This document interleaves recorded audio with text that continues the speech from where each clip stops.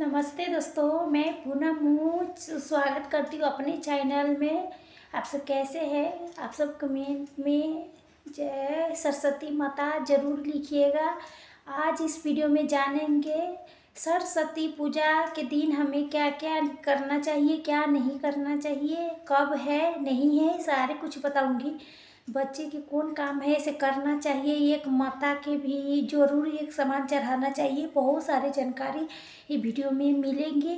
इससे पहले अगर मेरे भी चैनल के सब्सक्राइब लाइक नहीं किए हैं तो सब्सक्राइब कर दीजिए, बेल आइकन के प्रेस कर दीजिए। तो ऐसे मैं वीडियो डाल नोटिफिकेशन सबसे पहले आपके पास पहुँचे। तो माघ महीने के शुक्ल पक्ष में पड़ने वाली पंचमी तिथि के बसंत पंचमी मनाई जाती है। इस दिन माता सरस्वती के पूजा करते हैं और इसी दिन हम माता सरस्वती के जन्म प्रकार हुआ था। तो बसंत ऋतु के उसी दिन से शुरुआत होती है। इस दिन पश्चिम पति 23 जनवरी दिन शुक्रवार को है। तो बसंत पंचमी के दिन सबसे पहले काम क्या करना है, सुबह जल्दी उठना है। आप लोग उस दिन जल्दी उठ जाइएगा और सुबह जल्दी उठने के पूरे घर के अच्छे से सर सफाई करके तभी पूजा के रूम के भी सर सफाई करना है। जो पढ़ाई के रूम है, स्त्री रूम है, वो भी टेबल है, जो कॉपी किताब है, सबके अच्छे से झाड़ पोछ लेना है और रूम को भी धो लेना है। जिस रूम में पढ़ाई करता है उस रूम में भी अच्छे से धुलाई कर देना है। उसके बाद स्नान दानी करके थोड़ा सा नहाने के जल में हमें थोड़ा सा गंगा जल जरूर उस दिन स्नान करना चाहिए।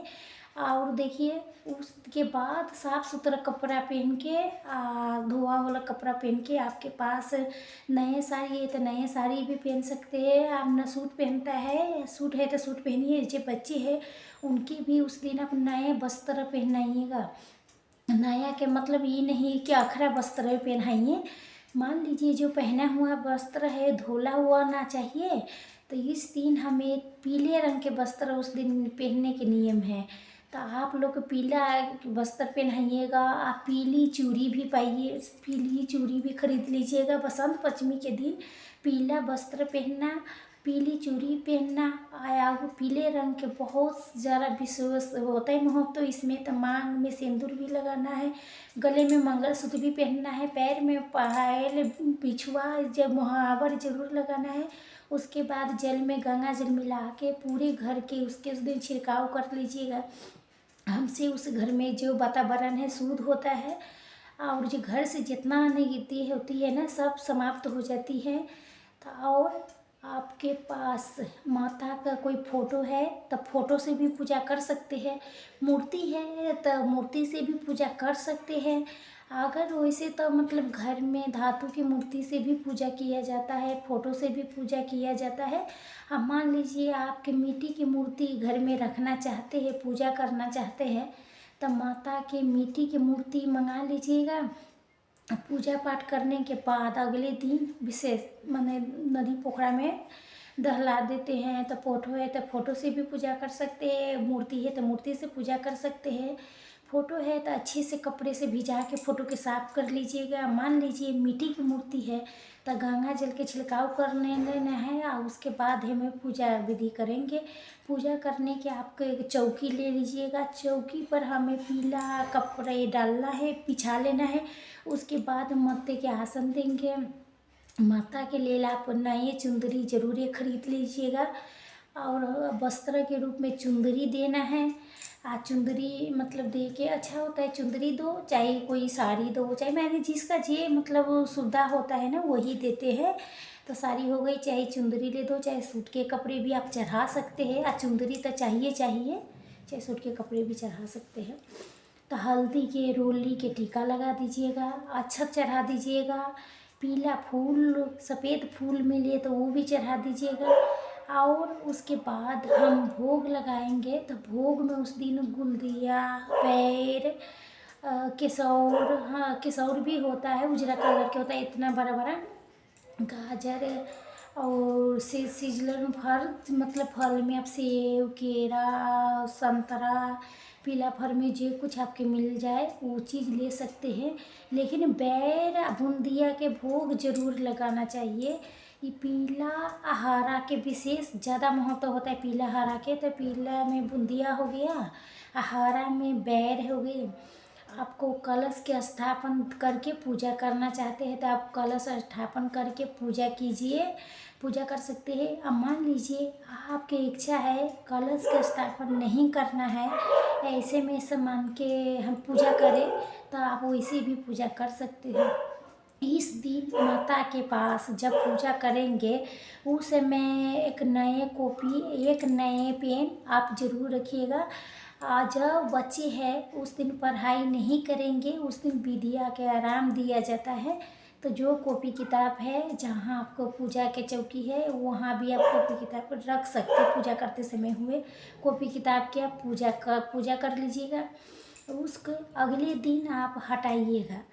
इस दिन हम अपने घर में खीर पूरी पुआ बनाते हैं। इसी दिन से परम दिन होली की शुरुआत हो जाती है।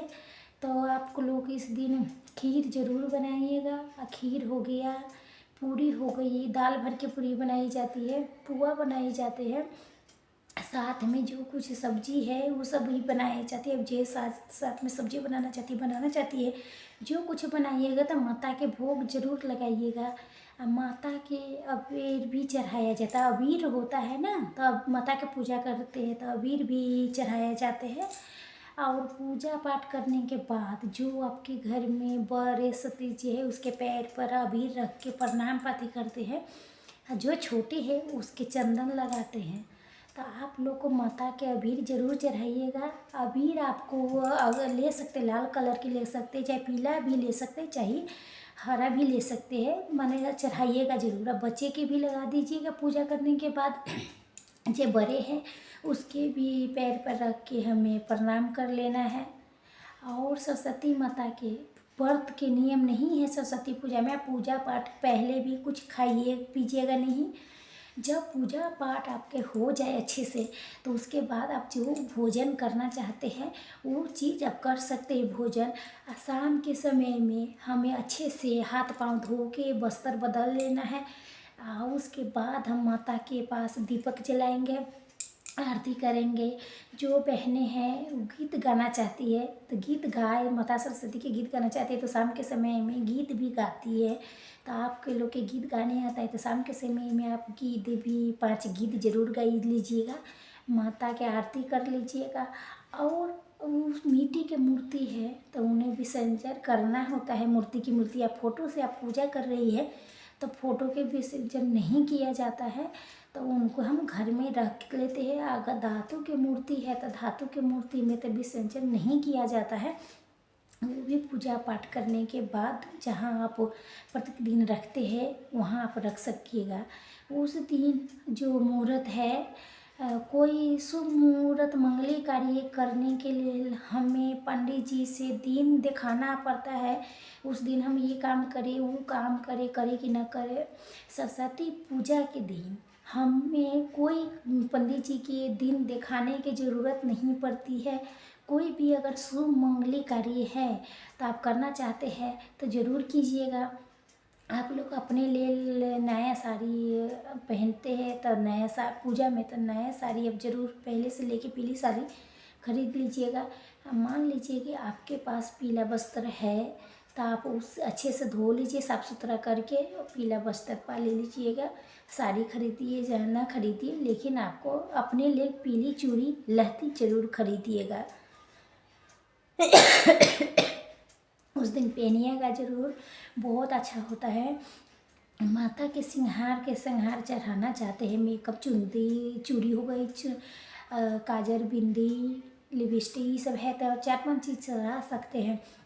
ज़्यादा चढ़ाना चाहते तो आप ज़्यादा भी चढ़ाइए, न तो हम सब 4-5 चढ़ा देते, 5 चढ़ा देते। सिंदूर बिंदी चूड़ी हो गई, काजल हो गई, लिपस्टिक हो गई, ये सब हो गई। चढ़ाना चाहते हैं तो आप चढ़ा लीजिए। अपने लिए भी कुछ खरीदिए ना खरीदिए, लेकिन पीली चूड़ी आप ज़रूर खरीदिएगा। और दिन शुक्रवार है तो शुक्रवार के दिन नई चूड़ी पहनना, सिंदूर नया लगाना ये सब हमारे लिए बहुत अच्छा होता है। तो उस दिन हम सुहागिन महिला के अच्छे से तैयार हो जाना चाहिए। और उसी के बाद आप पूजा पाठ कीजिएगा।